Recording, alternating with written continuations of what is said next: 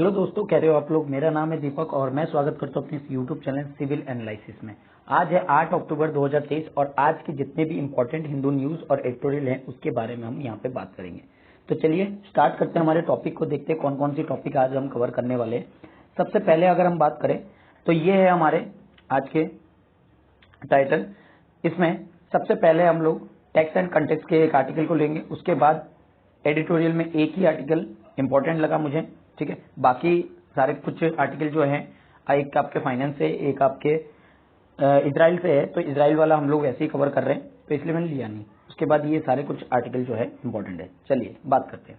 सबसे पहले how the digital India act will save the future of country cyber landscape. देखिए यहाँ पे बात हो रही है कि किस तरीके से जो इंडिया के डिजिटल इंडिया एक्ट है वो किस तरीके से कंट्री का जो साइबर रिलेटेड प्रॉब्लम्स होते हैं या जो अचीवमेंट्स होते हैं वो किस तरीके से इंडिया में काम करेगा और किस तरह से कंट्री को फ्यूचर रेडी करेगा, ठीक है। तो इसके बारे में बात किया जाएगा। देखिए क्या बताया गया, जो नेशन वर्ल्ड वाइड है उसने कहीं ना कहीं यहाँ पे जरूरत पड़ी कि उसको एक लीगल फ्रेमवर्क बनाने की, और जिसको कहीं ना कहीं इन्वॉल्व भी किया, ठीक है, डिजिटल लैंडस्केप में।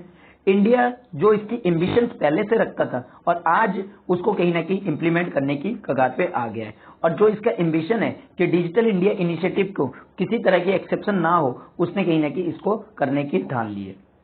अगर रिसेंटली अनाउंसमेंट की बात करें तो डिजिटल इंडिया एक्ट 2023 लाने की बात जो है वो हो रही है, और इसमें कुछ सिग्निफिकेंट स्टेप जो है वो फ्यूचर रेडी लीगल फ्रेमवर्क के लिए कंट्री के लिए बनाया गया है, और जिसमें डिजिटल इकोसिस्टम को कहीं ना कहीं आगे बढ़ाने की बात जो है की गई है। ये जो मूवमेंट है ये किसके द्वारा ली गई है? Ministry of electronic and information technology यानी कि मिटी के द्वारा ये जो अप्रोच है इसको रेगुलेट करने की या इसको digital future of a nation के लिए शेपिंग करने के लिए इसमें मिटी ने जो है इस तरह के कदम को उठाया है। अब इस तरह के कदम इस टाइम पे क्यों जरूरत पड़ी इसके बारे में बात करते हैं। अगर हम डिजिटल इंडिया एक्ट की बात करें तो इसको ये कहीं ना कहीं दो डिकेड हो गया है, क्योंकि हम लोगों ने पहले लेके आए थे क्या, इंफॉर्मेशन टेक्नोलॉजी एक्ट 2000 को लेके आए थे, और वो कहीं ना कहीं रिप्लेस करेगा डिजिटल इंडिया एक्ट को। डिजिटल इंडिया एक्ट रिप्लेस करेगा आपके आईटी एक्ट 2000 को, ठीक है। और इसके जितने भी चैलेंजेस आ रही है या अपॉर्चुनिटी है उसको कहीं ना कहीं ग्रोथ की, इंटरनेट की जिसमें ग्रोथ हो रही है या इमर्जिंग टेक्नोलॉजी हो रही है उसको कहीं ना कहीं प्रेजेंट कराएगा और उसके बारे में सॉल्यूशन देने की बात करेगा। इसकी अगर इंपरेटिव तरीके से सोचे, ये कहीं ना कहीं हमारे लेजिस्लेशन में कहीं ना कहीं एक इंपॉर्टेंट रोल निभाएगा। ये कंटेम्प्रेरी जो कंटेक्स्ट है, हम लोग जो पुरानी हिसाब से लेके चले आ रहे हैं उसको कहीं ना कहीं थोड़ा बहुत चेंजेस लाने की बात करेगा। थोड़ा क्या, बहुत ज्यादा ही, क्योंकि अगर हम देखें तो 20 सालों में हमारी इंटरनेट किस तरह से ग्रोथ हुई है। आज के टाइम पे, उस टाइम पे जबकि फोन किसी के पास नहीं था, और आज के टाइम पे बहुत लिमिटेड लोगों के पास फोन था, और आज कहीं ना कहीं हर लोगों के पास स्मार्टफोन है और 5G इंटरनेट कनेक्शन मिल रहा है। तो इसके वजह से इंटरनेट कहीं ना कहीं आगे बढ़ चुकी है, जिसके कारण से हमें इस तरह की कदम जो है लेना पड़ रहा है।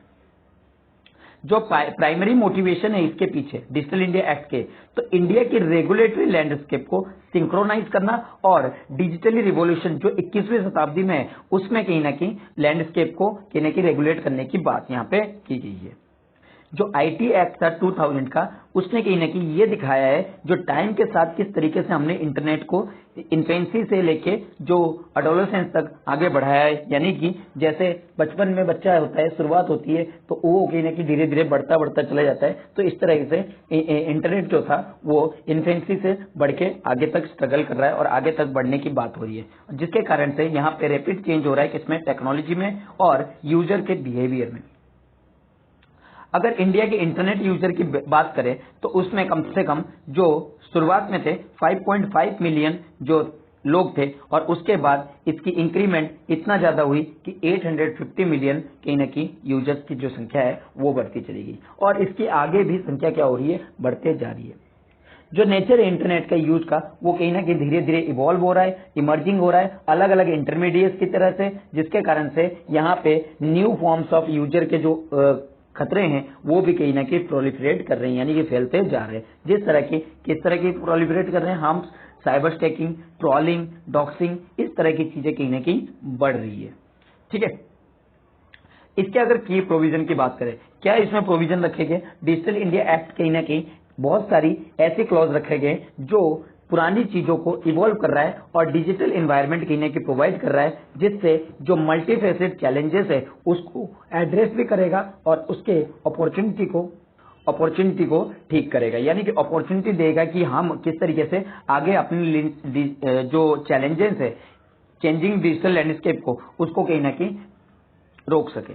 ठीक है, अगर हम बात करें इसके पर्पस की, तो इसमें कहीं ना कहीं सिग्निफिकेंट प्रोविजन रखे गए जिसका एम है कि हमारे जो इवॉल्विंग डिजिटल लैंडस्केप है उसको एड्रेस करना।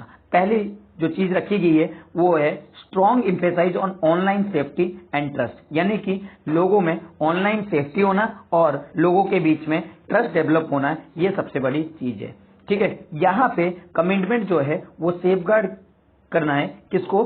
सिटीजन के राइट्स को जो डिजिटली रियल में एक्सेप्ट होते हैं। ठीक है, और मार्केट के हिसाब से वो चेंज होते हैं, चाहे वो इंटरनेशनल लीगल प्रिंसिपल ही क्यों ना हो। दूसरी चीज यहाँ पे growing importance of new technology, यानी कि नई टेक्नोलॉजी की जो ग्रोथ है उस जैसे कि आर्टिफिशियल इंटेलिजेंस हो गया, ब्लॉकचेन हो गया, उसमें कहीं ना कहीं गाइडलाइंस प्रोवाइड करना, उसके यूटिलाइजेशन को रिस्पॉन्सिबल करना, ये सारी चीजें इंक्लूडेड है। इसका एम क्या होगा? सिर्फ ये नहीं कि आप लोगों को एनकरेज कर रहे हो कि इस तरह की टेक्नोलॉजी को एडॉप्ट करो, बल्कि यहाँ पे एथिकल और लीगल प्रिंसिपल को कहीं ना कहीं डेवलपमेंट करने की भी बात की जा रही है।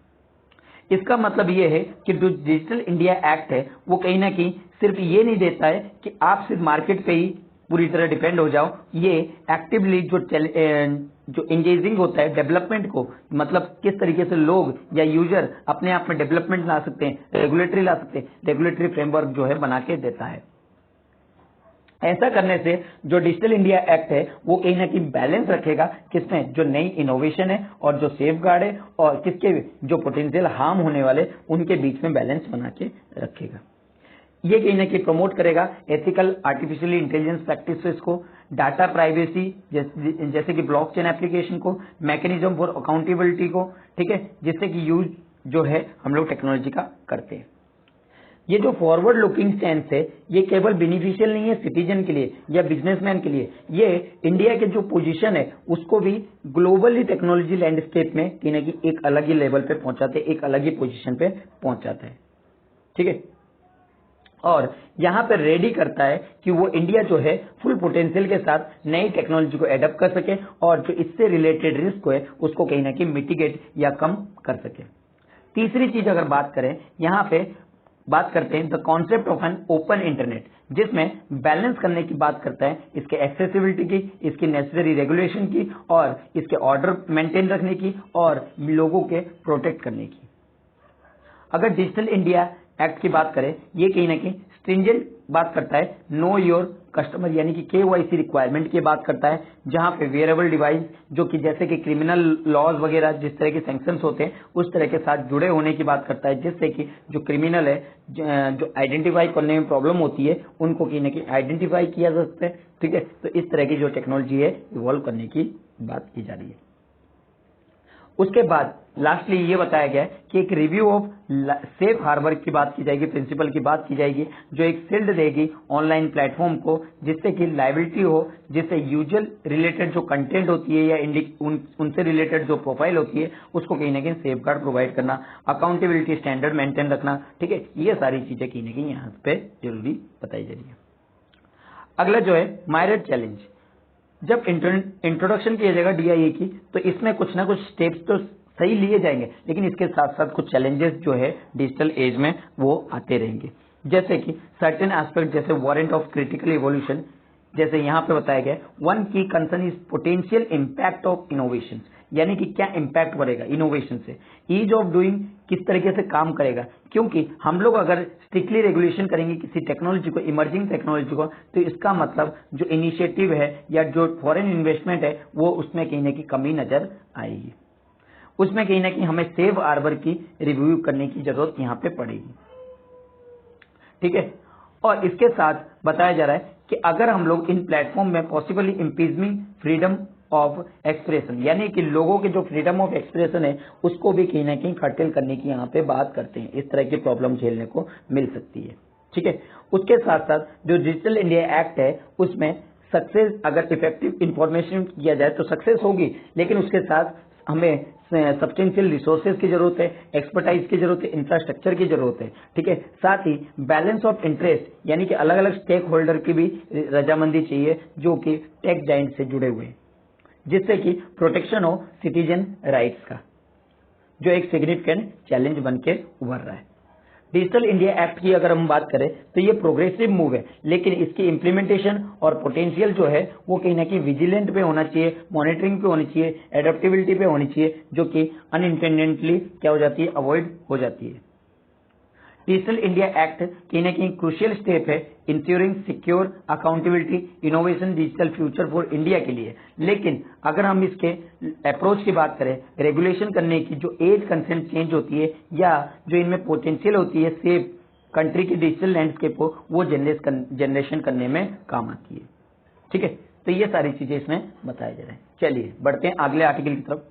अगला आर्टिकल है revisiting the rail gauge debate. देखिए यहाँ पे क्या बताया जा रहा है, यहाँ पे बताया जा रहा है जो रेल की पटरियां होती है उनके बीच में जो गेट्स लगे होते हैं, ठीक है, इनकी दो चीज की कंपैरिजन की जा रही है कि स्टैंडर्ड गेज और दूसरी है आपकी ब्रॉड गेज यानी कि बीजी, ठीक है, जिसकी लेंथ जो विड्थ बताई जा रही है वो 1.76 जो कि पहले चलती थी रेल ट्रांसपोर्ट सिस्टम में, जो कि दिल्ली वगैरह में। लेकिन उसके बाद क्या हुआ, ये जो हाई स्पीड रेल लाइंस आई उनमें क्या हुआ, हम लोग स्टैंडर्ड गेज का यूज कर रहे हैं जिसमें 1.435 मीटर का यूज विड्थ जो है रखा गया।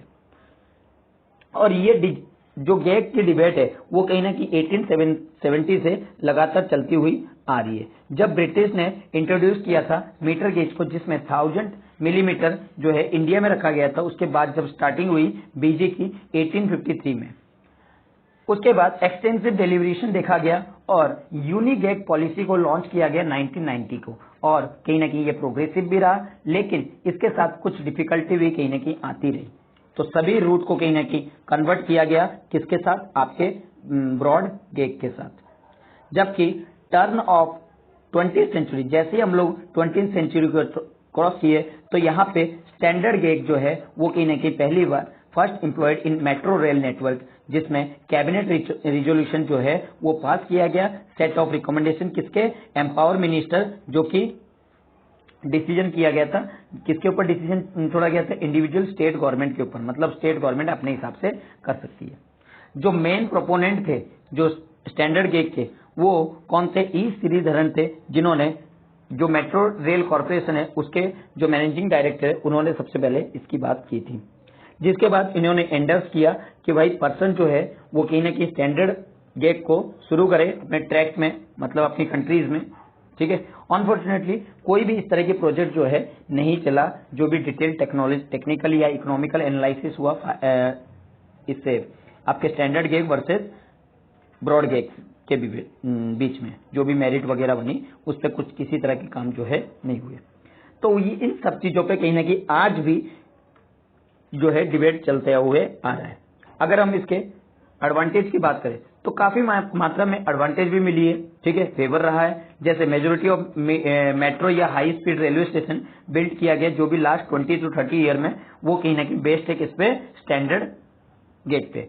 Even their respective national railway run different gauge, यानी कि जो नेशनल रेलवे है मतलब रेलवे ऑफ इंडिया है वो कहीं ना कहीं अलग गेज पे चलती है, ठीक है। तो ये कुछ चीजें हैं जो रखी गई और इंटीग्रेट करने की यहाँ पे बात की गई। जबकि जो रियलिटी है वो बहुत ही ज्यादा कॉम्प्लेक्स थी। जो ज्यादातर मेट्रो रेल नेटवर्क थे वो किस पे बेस्ड थे, आपके स्टैंडर्ड गेज पे। मेट्रो रेल सिस्टम जो है नंबर ऑफ सिटीज की या कंट्रीज की, वो कहीं ना कहीं दूसरे गेज पे भी डिपेंड होते थे। अगर मेट्रो रेल सिस्टम की बात करें टोक्यो में, मेलबर्न में और यूएस के बे एरिया रैपिड ट्रांजिशन की, तो उनमें भी अलग अलग गेज जो है देखे गए जो कि आपके स्टैंडर्ड गेज से नहीं बने हुए थे एक्सेप्ट मॉस्को, ठीक है। एक आर्गुमेंट जो इसके स्टैंडर्ड गेज के फेवर में रहा है कि वो लेस स्पेस लेता है, क्योंकि यह रिक्वायर होती है किसकी, स्पेस की जो है कम रिक्वायरमेंट होती है। जो स्पेस रिक्वायरमेंट है दो पार्ट में होती है, एक physical space required on the road और एक एरियल स्पेस रिक्वायर्ड जो कि एलिवेटेड पोर्शन, यानी कि जो रोड पे चलती है उस पर फिजिकल स्पेस और जो एरियल स्पेस जो होती है वो आपके जहां चढ़ाई वगैरह होती है उस एरिया में। जो ज्यादातर मेट्रो रेल सिस्टम है वो कहीं ना कहीं एलिवेटेड स्ट्रक्चर पे बने हुए हैं और land for pillar on road and both standard gauge and broad gauge are the same. ठीक है, यानी कि स्टैंडर्ड गेज और ब्रॉड गेज को सेम रखा गया है। अगर एरियल स्पेस की बात करें, रिक्वायरमेंट होती है कहां पे, आपके एलिवेटेड पोर्शन पे, जो कि not be a problem of such space abundant, तो स्पेस की कोई प्रॉब्लम नहीं होती है। दूसरी अवेलेबिलिटी की बात करें तो लेटेस्ट टेक्नोलॉजी जो कि कोर्स डिजाइन की जाती है और ये कहीं ना कहीं डेवलप कंट्री कहीं ना कहीं प्रिवलेंट सिस्टम पे ही काम करती है। ये आर्गुमेंट रखा गया कि यहाँ पे जो है वाटर की डिकेड जो वाटर की है यहाँ पे कमी होने लगती है। अगर आज की हम बात करें, आत्मनिर्भर भारत की तरफ हम कहीं ना कहीं बढ़ रहे हैं और ये अनसाउंडिंग है। इंडिया को कहीं ना कहीं semi high speed train design जो है, वंदे भारत ट्रेन जिस तरह की डिजाइन की है, इंटीग्रेटेड कोच कहाँ पे आपके चेन्नई में डिजिटल ये बनाए गए हैं, तो ये कहीं ना कहीं एक फायदेमंद किया है। दूसरी आर्गुमेंट जो इस पे की जा रही है कॉस्ट ऑफ प्रोजेक्ट की, यानी कि प्रोजेक्ट का कॉस्ट कितना होगा।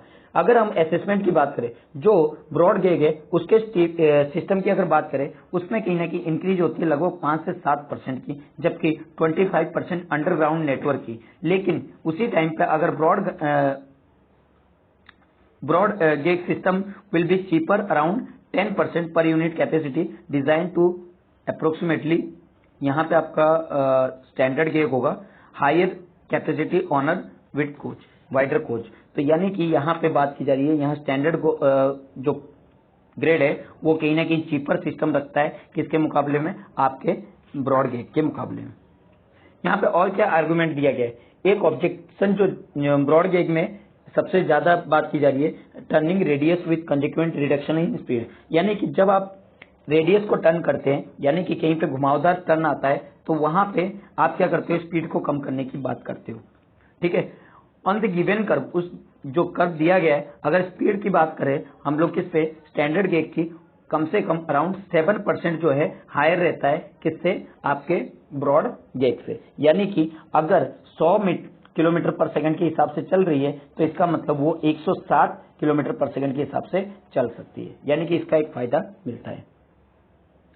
अगर स्पीड रेस्ट्रिक्शन की बात करें कर्व पे और कन्फाइन किया जाए, लगभग एज्यूमिंग किया जाता है 20 से 40% जो ट्रैक लेंथ है वो कर्व होती है और एक्स्ट्रा टाइम कहीं ना कहीं ब्रॉड गेज में लेती है, जिसके वजह से हमें 1.5 से 3.53% तक हर 10 मिनट में कहीं ना कहीं टाइमली कम्युनिकेट करना पड़ेगा, किसमें, स्टैंडर्ड गेज में। ठीक है,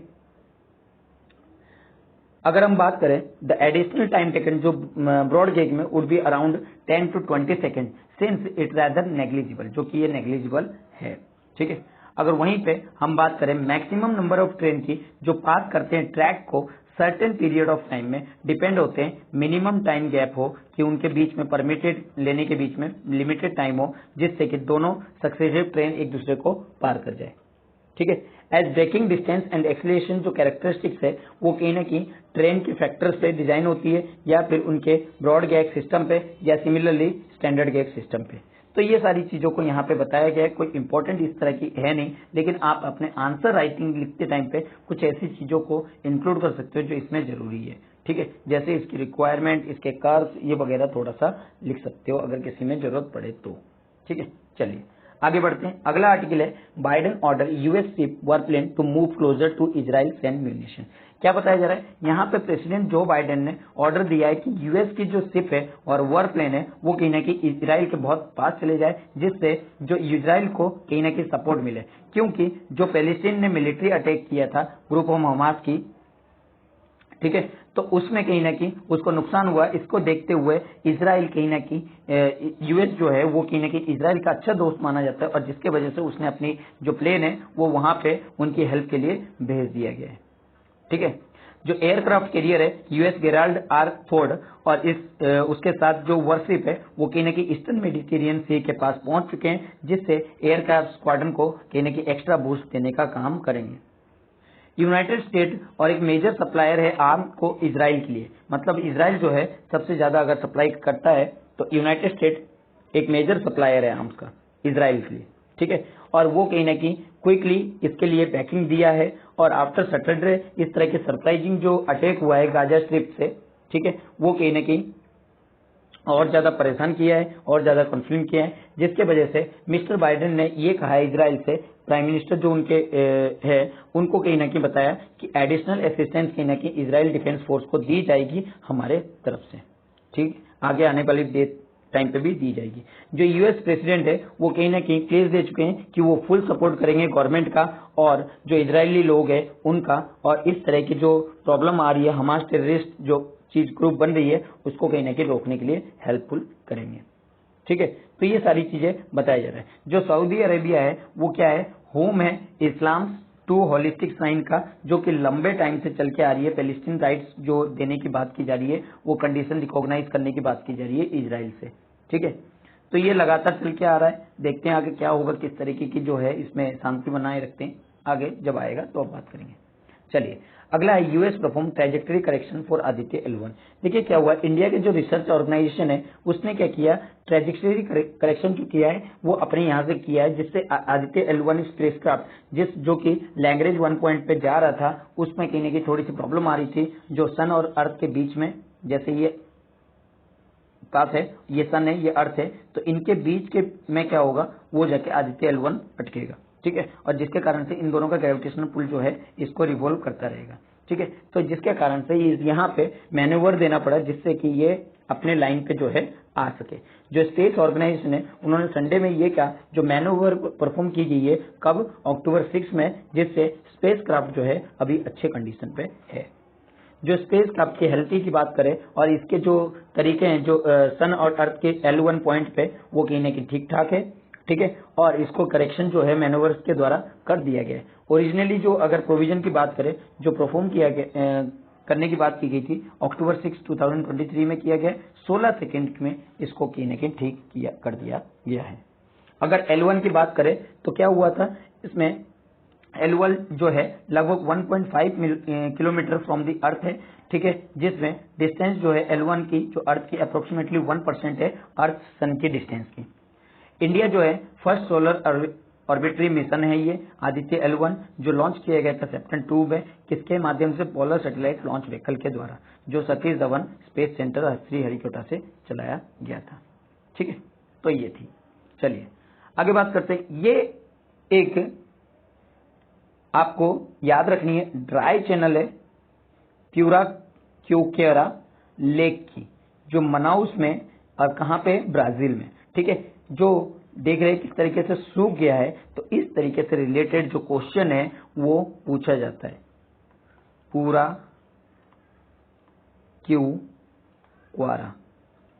क्यूक्वारा ये कहाँ पे, आपके ब्राजील, ठीक है। इसका पानी लगभग सूख चुका है, तो ये वही चीज को दिखा रहा है, इसी के लिए मैं इस आर्टिकल को लेके आया हूँ, ठीक है। चलिए इसका नाम याद रखना, इंपॉर्टेंट है प्रीलिम्स के लिए, ठीक है।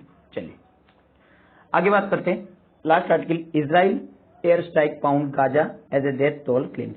देखिए इजराइल में जैसे आपको पता है गाजा में ने क्या किया है, संडे को batter Gaza on Sunday after suffering in bloodiest attack on decade. इतने सालों के बाद जब अटैक किया गया तो कुछ ना कुछ रिटेलिटी तो करेगी। जब हमास फाइटर रैम्पेज हुए थे और इजराइल टाउन में कहीं न कहीं वहां पे 600 लोगों को किल किया गया था और दर्जन को एब्डक्ट कर लिया था, ठीक है, जिसके वजह से वायलेंस जो है और ज्यादा बढ़ती हुई नजर आ रही है वेस्ट एशिया की तरफ। इजराइल का एयर स्ट्राइक कहीं न कहीं हाउसिंग ब्लॉक को स्ट्राइक किया, टनल्स को, मॉस्क को और Holmes of Hamas official in Gaza को, जिसमें 370 लोगों की मौत हुई है, जिसमें 20 बच्चे थे। और यहाँ पे प्राइम मिनिस्टर ने कहीं न कहीं प्रतिज्ञा जो ली थी कि भाई हम जो ये इस तरह के अटैक किए गए हैं 2000 मिसाइल्स का, उसका जवाब कहीं न कहीं हम लोग देंगे, ठीक है। ये साइन दिखाता है, कॉन्फ्लिक्ट दिखाता है कि किस तरीके से जो ब्लॉकेड है गाजा इजराइल के बीच में वो बढ़ते जा रहा है, स्प्रेड होते जा रहा है, और किस तरीके से आर्टिलरी जो है यहाँ पे एक्सचेंज हो रहे हैं, रॉकेट फायर किया जा रहा है with Lebanon based Iran backed Hezbollah militia द्वारा, ठीक है। और साथ ही जैसे कि मैंने अभी बताया आपको कि यूएस बैकेंड कर रहा है किसको, आपके इजराइल को। तो इस तरह की चीजें कहीं न कहीं निकल के आ रही है। इजराइल की मिलिट्री की अगर बात करें, वहां पे कहीं न कहीं इस चीज की बात हो रही है कि वो इस जो कंट्रोल इन्फिल्ट्रेशन से उसको रोकने में असमर्थ हुए हैं और कहीं ना कहीं 100 ऑफ अटैकर्स को यहाँ पे मार दिया गया है और डजन जो है उसको कहीं ना कहीं प्रिजनर किया गया है, जो बहुत दिनों से चल के आ रहा है हमास की अटैकिंग को सीवियरली, और ये कहीं ना कहीं लंबे समय तक आगे देखते हैं कब तक चलता रहता है। इस तरह की जो रिपोर्ट है सामने आई है, जिसमें 20,000 पैलेस्टीनियन जो गाजा में रिफ्यूज ले रहे थे स्कूल में, जो कि यूनाइटेड नेशन द्वारा चलाया जा रहा है। यहाँ पे कहीं ना कहीं यूनाइटेड नेशन की पैलेस्टीनियन रिफ्यूजी एजेंसी ने यहाँ पे जो है बात बताई है। ठीक है, तो देखते हैं आगे क्या होता है, किस तरीके की और न्यूज आती है इनके बारे में और डिस्कस करेंगे।